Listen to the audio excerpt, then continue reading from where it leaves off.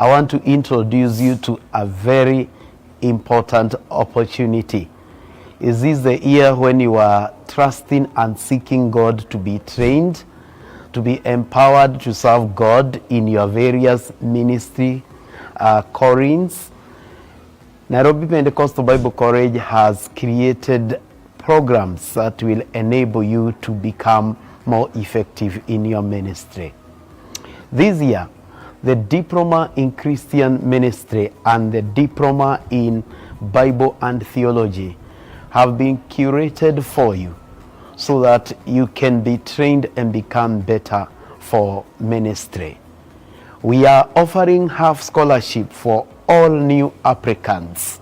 And so follow the link below and speak to us and let us see how you can be trained and become better. Here at Nairobi Pentecostal Bible College, we exist to nurture your potential and build your character. God bless you.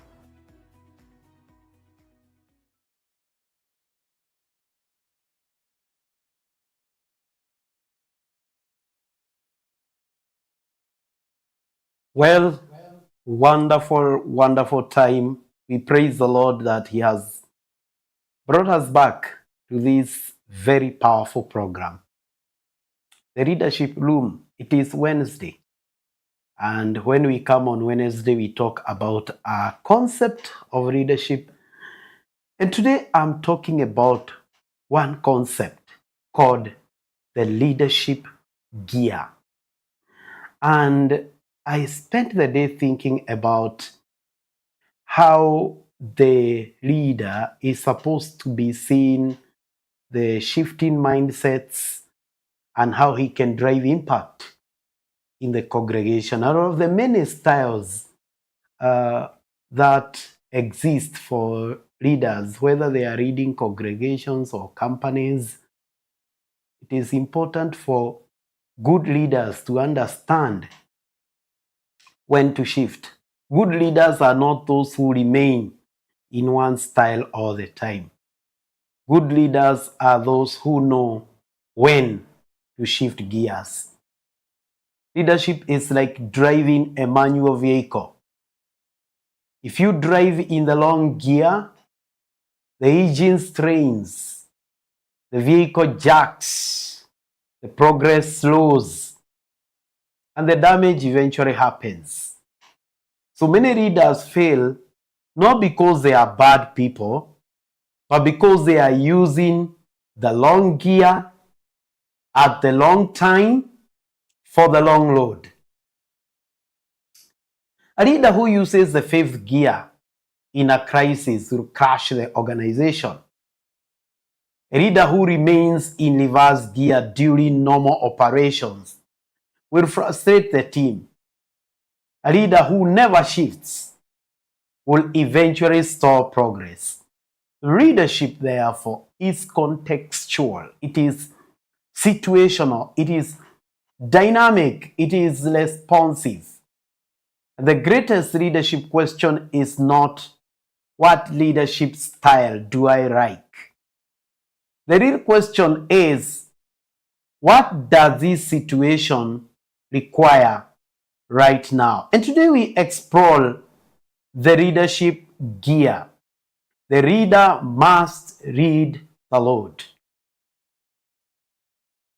Read the Lord first. Before the driver changes gears, he reads the terrain, the speed, the engine sound, the load, the traffic, and the destination. Here you can see 3 types of loads. You can see this type of load that is near the hilly area. A driver driving will see another one, the terrain, the way the mountains are. And then, assuming this driving a lorry on top of a rocky ground, you can see you will still need to navigate differently there. Or if he was driving to see different type of roads before him, he has to know which road will I pass at a particular time. So likewise, a leader must lead the context, the maturity of the team, the urgency of the situation, the emotional climate, the risks involved, and the mission ahead. And so this is what we say. A wrong gear on the long road can become very, very dangerous. Gear number one, I call it the directional gear. This is the authoritative, is the visionary leadership. There are times when the leader has to use the first gear. The first gear is used when starting the movement, when climbing the terrain or pulling a heavy load. It's the one that gives you the torque. It's the one that gives you the direction. It's the one that gives you the momentum. This is the leadership style needed when people are confused, when the organization is drifting, when ministry is lacking clarity, when a new vision must be established. And so when he is using that gear, he defines direction, he clarifies purpose, he establishes priorities, and then he's able to say, this is where we are going. This gear must be used in non-negotiable situations. When gear one must be used, the directional gear. When launching a new ministry, during organizational transition, when rebuilding after failure, during strategic change, and when people have lost focus. So without the first gear, what happened is that people remain packed. An example is Nehemiah rebuilding the wall of Jerusalem. The people were discouraged, they were scattered, they were hopeless. Nehemiah did not begin with democracy. He began with vision, direction, clarity, urgency. He said, let us rise up and build. And that is the first gear of leadership, where people give the leader the opportunity to give the direction. As you can see, the man that is standing on that construction site, he is telling the people, this is the way to go. This is a direction. So people cannot follow and clear leadership. So hear this, my fellow leader, my colleague leader, every time, whether you are reading an organization, whether you are reading a congregation, or whatever form of leadership that you are in, never forget gear one, the gear for directional leadership. Gear number two, I call it the developmental gear. That developmental gear is the coaching leadership. It builds sustainable momentum. The vehicle has started moving, but it still needs support. This is a gear that is used when people are willing, but they are still inexperienced. It is used when people are talented, but yet they are not yet mature. So here in this gear, the leader teaches, the leader mentors, the leader corrects, the leader develops, the leader stretches people. And so the leader is asking, how can I help them grow? How can I help these people grow? You see, you create an environment, as you can see in that image. The image there, excuse me, is showing us a seed that has just sprouted and is just beginning to grow. So gear number two is coaching people to grow.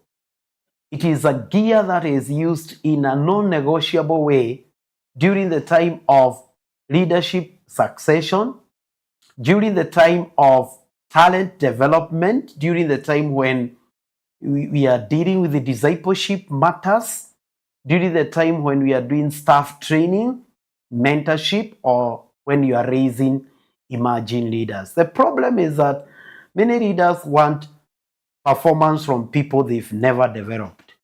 So this is the point. You cannot delegate maturity. You must develop maturity. Jesus Christ with his disciples, when he was with his disciples, he corrected them. He instructed them. He demonstrated what needed to be done. He explained privately to them what needed to be done, and he gradually empowered them. For 3 years, he was shifting them through leadership gears. So what we are saying is that strong organizations are built when leaders grow people. And so it's important to focus on growth. Gear number 3 is called the collaborative gear. The collaborative gear is when people come to think together. They are engaging in what is called democratic participative leadership. And what that gear does, it creates balanced movement. The vehicle is stable, the speed is sustainable. That is the time when you now bring in the gear of collaboration, consultation, teamwork, shared intelligence. So what the reader does at this stage, he invites ideas, he listens, he facilitates discussion, and he builds ownership. So the reader says, let us think together. This gear is used in a non-negotiable way when solving complex problems, during innovation, when you are looking for buy-in. It is used in strategic planning, and it is used when expertise exists within the team. Meaning, when you ask people, what do you think, and they have no experience, you get stagnated. So some leaders fear participation because they think consultation weakens authority. No. Consultation strengthens decision quality. But the greatest challenge is that when you ask people, what do you think, and they are empty in experience, in education, in exposure, then it becomes very hard. And that's why we say, before you engage the collaborative gear, you got to ask yourself whether you have the necessary education, necessary exposure, or necessary experience to allow you to use the third gear. Moses is a good example when he received a counsel from Jethro. Moses was overwhelmed. Jethro comes and advised, why don't you attempt delegation or structured leadership? And Moses listened, because strong leaders are teachable. So a wise leader understands, I may be the leader, but I do not know everything.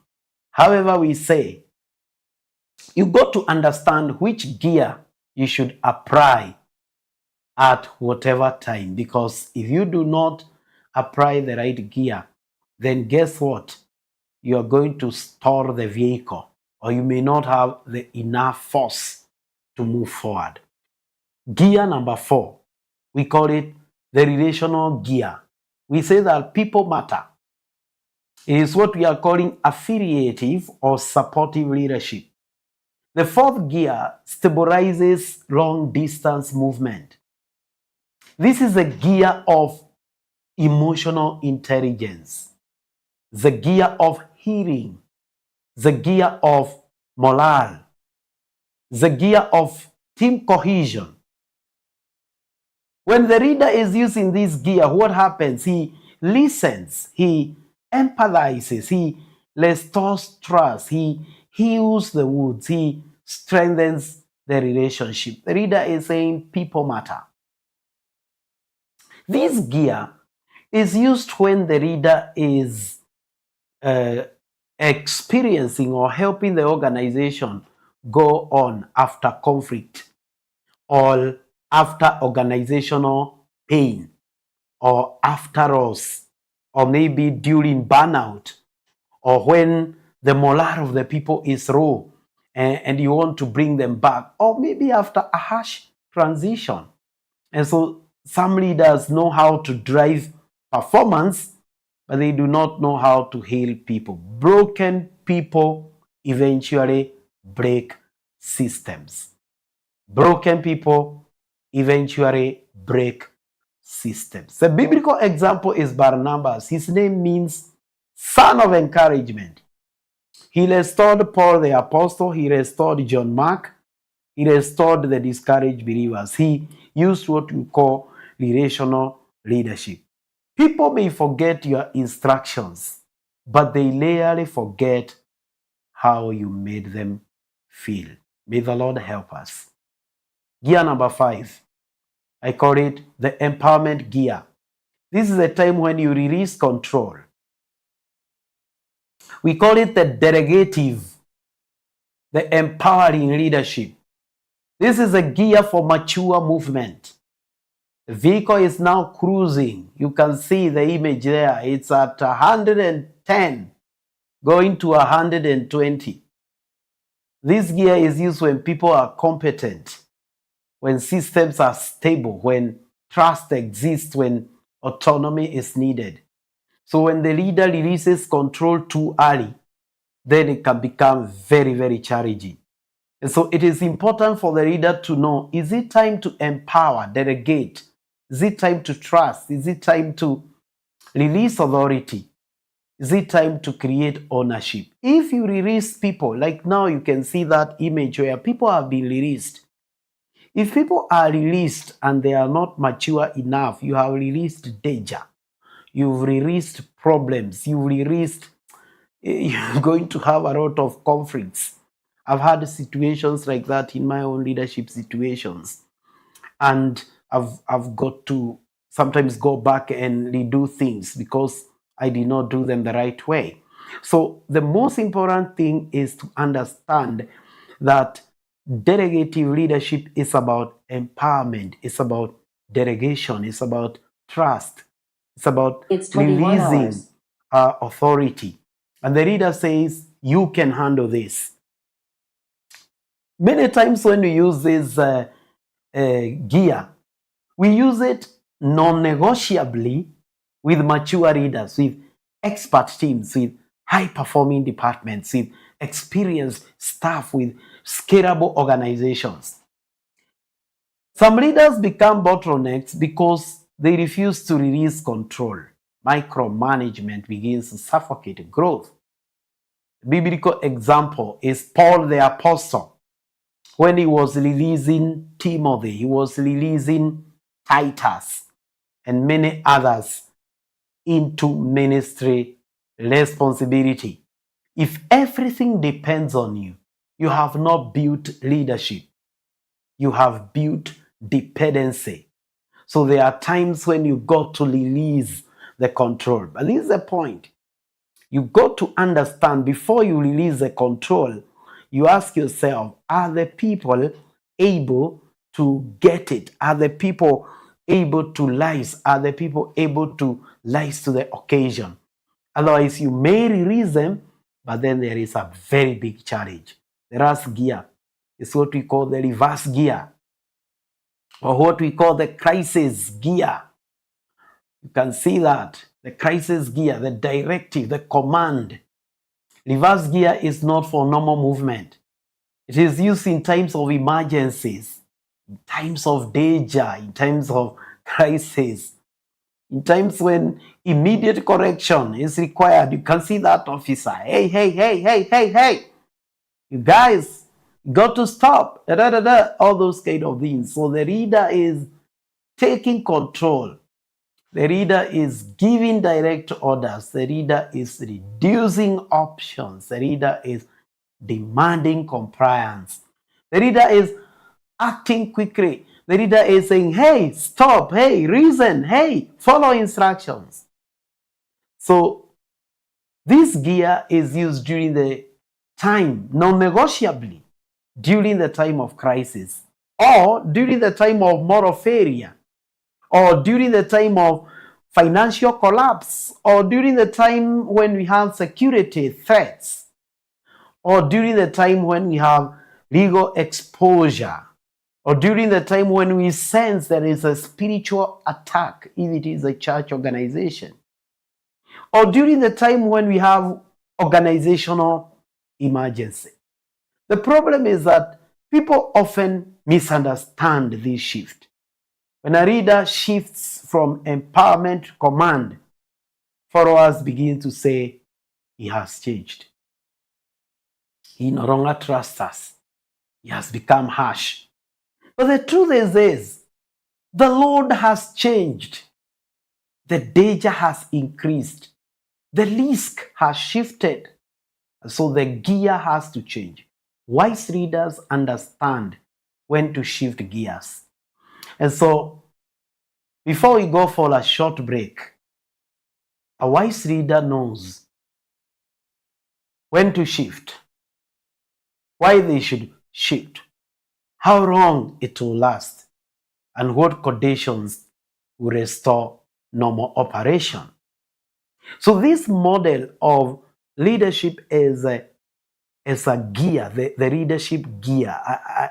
This is the first time I thought about it, actually over lunch hour.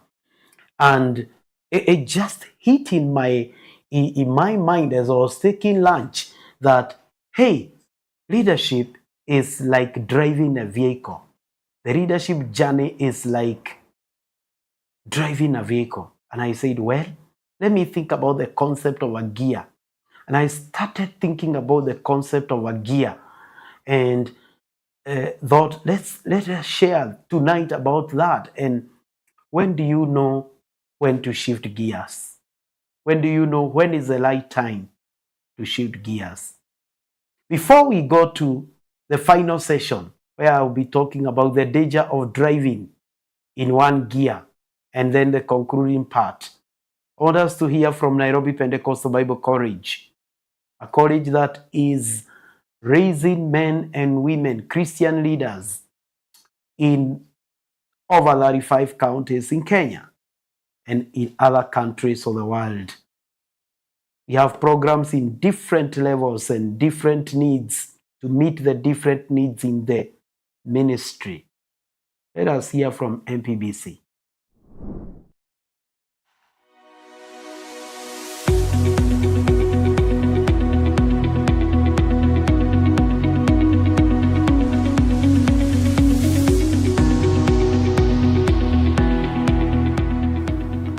I want to introduce you to a very important opportunity. Is this the year when you are trusting and seeking God to be trained, to be empowered to serve God in your various ministry callings? Nairobi Pentecostal Bible College has created programs that will enable you to become more effective in your ministry. This year, the Diploma in Christian Ministry and the Diploma in Bible and Theology have been curated for you so that you can be trained and become better for ministry. We are offering half scholarship for all new applicants. And so follow the link below and speak to us and let us see how you can be trained and become better. Here at Nairobi Pentecostal Bible College, we exist to nurture your potential and build your character. God bless you.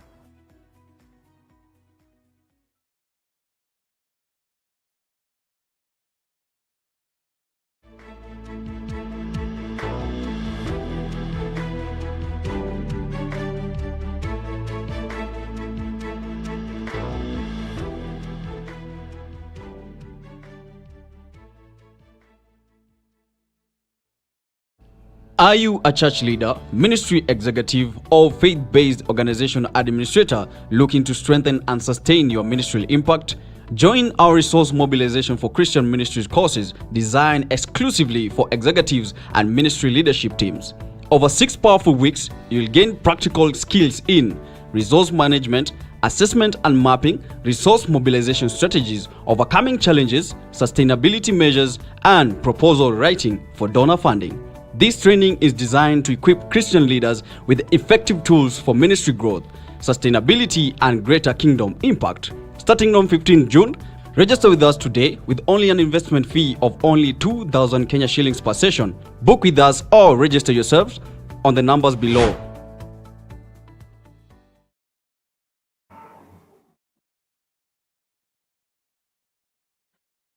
Well, if you're just joining us right now, we are talking about the leadership gear. that is the subject for tonight.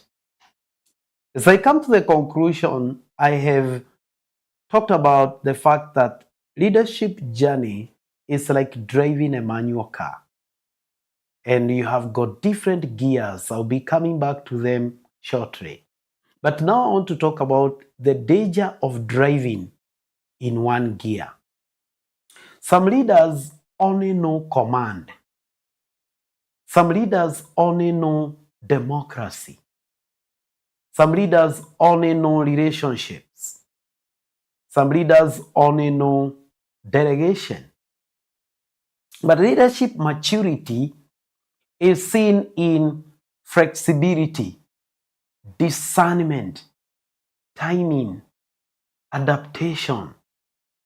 A car that is stuck in one gear will eventually overheat, slow down, damage the engine, or stall completely. So you've got to understand the context that you use a certain gear. Likewise, leaders who refuse to shift eventually lose effectiveness. My first car was a manual car. And I remember driving that manual car. I was a new driver. And there are times when I could delay to shift the gears and the car would struggle, would strain, until I understood how to change gears and how to shift gears very fast. And today, as I was thinking about this in my lunch today, I talked and I thought, wow, the leadership journey is like driving a manual car. I've never had it anywhere else. I've never read it anywhere else. I started developing that idea from this afternoon. Why do people misunderstand gear shifts? When leaders shift gears, people misunderstand them. One of the reasons is because they see the behavior but not the context. People judge the gear, but they do not always see the load. That sometimes the load we were driving was an easy load. But now we've got back to that part where the lorry is on top of a hill. How do we drive? We can't drive the same way like if we are driving on a straight road. One of the great things is when I'm driving, occasionally when I go to places like Bomet, I enjoy, especially after, when you're nearing Narok and you're moving forward. You enjoy the Lord. It is so good. I always desire to go back and drive there because you can drive with a fast speed. You can see very far. But there are other terrains that look like this lorry. Look at this lorry now. It's on top of a hill. You cannot drive this lorry the same as when you are driving a car on a highway. You got to understand the gear you must shift. So people judge the gear, but they do not always see the Lord. The second reason why people misunderstand shifts, they mistake adaptation for inconsistency. Listen to me tonight. Leadership flexibility is not hypocrisy, it is wisdom. So there is a time when leaders must refuse to be comfortable with one gear. They must understand when to change gears. When they are using only one gear, then they are going to find it very hard to navigate the terrain. The third reason why people misunderstand the shift of gears is because they become comfortable with one version of the leader.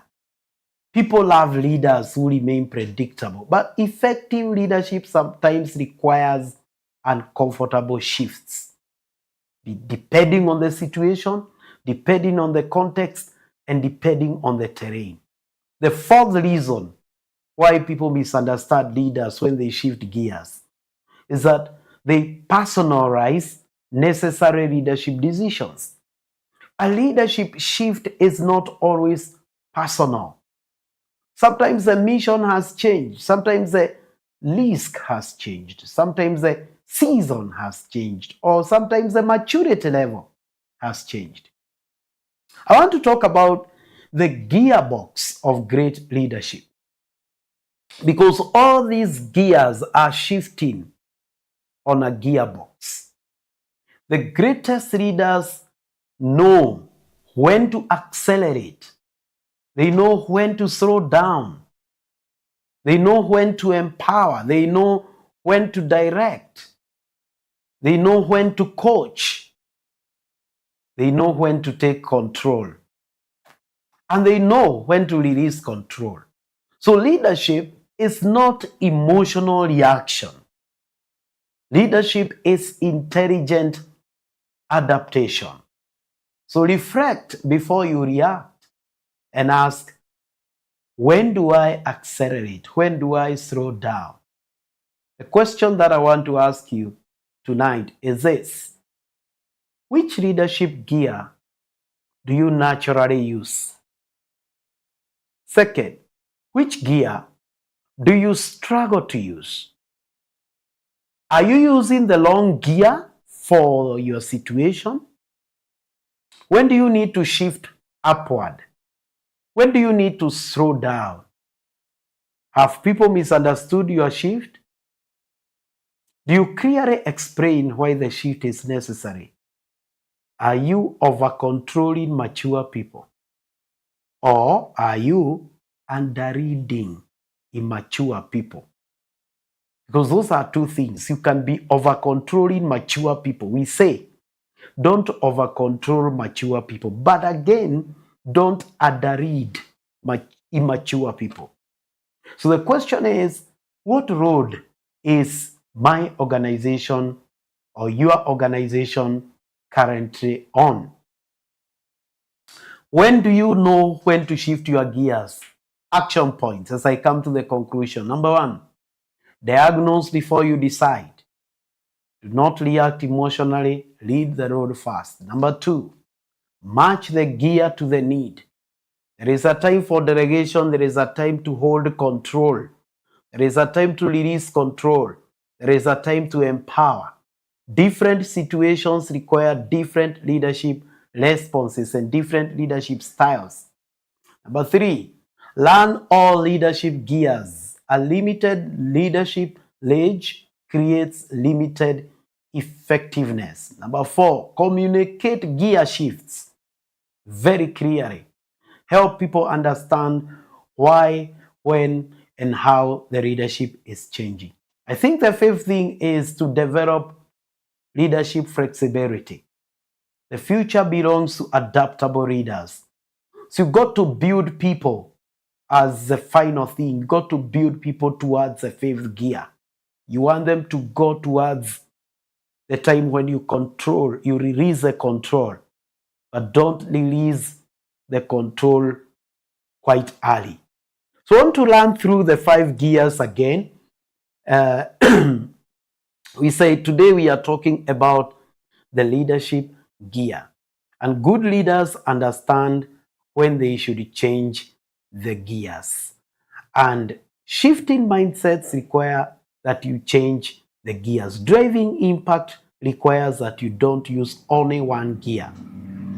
So a good leader leads the load, understands the load, understands the terrain. Like you can see these men holding the steering, but leading the load, knowing when to change the load, when to keep moving forward,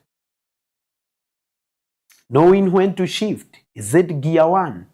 Is it gear 2? Is it today we have talked about 5 gears. Gear number 1, actually 6. We talked about 6 gears. Gear number 1, we talked about that gear, which is the first one, that you got to understand it, is that gear of is a directional gear, is the one that we are talking about, that you got to set direction sometimes. Then there is gear number 2. We talked about the developmental gear, where you got to know when is it time to coach. We talked about gear number 3, the collaborative gear, knowing when you can offer democratic and participative leadership. We talked about gear number 4, the relational gear, when you can be supportive, affiliative, helping people, healing people, team cohesion. We talked about gear number 5, the gear of empowering, releasing control, and for mature people. And hear me, you can't release people when they are not mature. People always cry for release. People always cry for power. Tunataka power. We want power. We want to be released. We want to be empowered. But the question is, you want to be released. Have you matured? Have you developed the capacity that is required? So good leaders understand when to release. You don't just release when people are not build their capacity. And the last one was the reverse gear. That there are times when, due to crisis, we've got to reverse.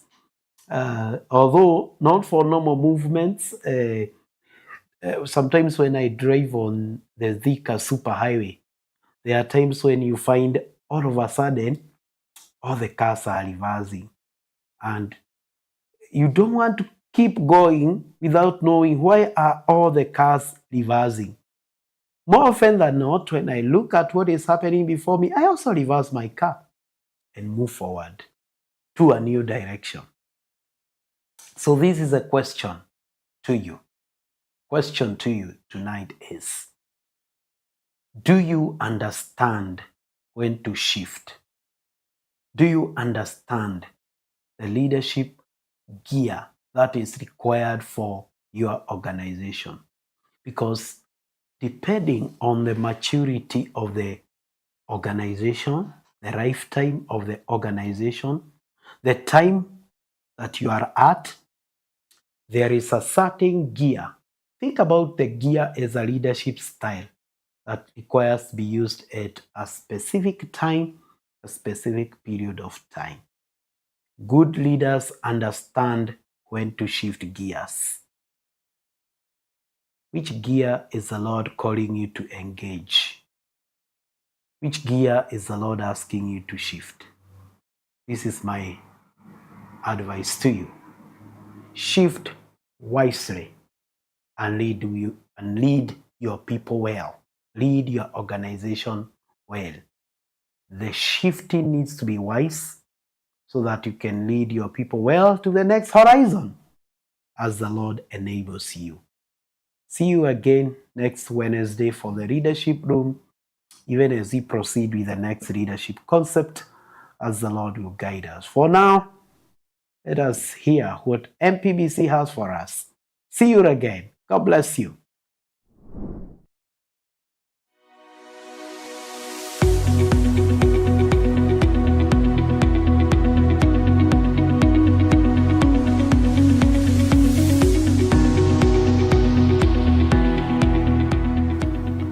I want to introduce you to a very important opportunity. Is this the year when you are trusting and seeking God to be trained, to be empowered to serve God in your various ministry callings? Nairobi Pentecostal Bible College has created programs that will enable you to become more effective in your ministry. This year, the Diploma in Christian Ministry and the Diploma in Bible and Theology have been curated for you so that you can be trained and become better for ministry. We are offering half scholarship for all new applicants. And so follow the link below and speak to us and let us see how you can be trained and become better. Here at Nairobi Pentecostal Bible College, we exist to nurture your potential and build your character. God bless you.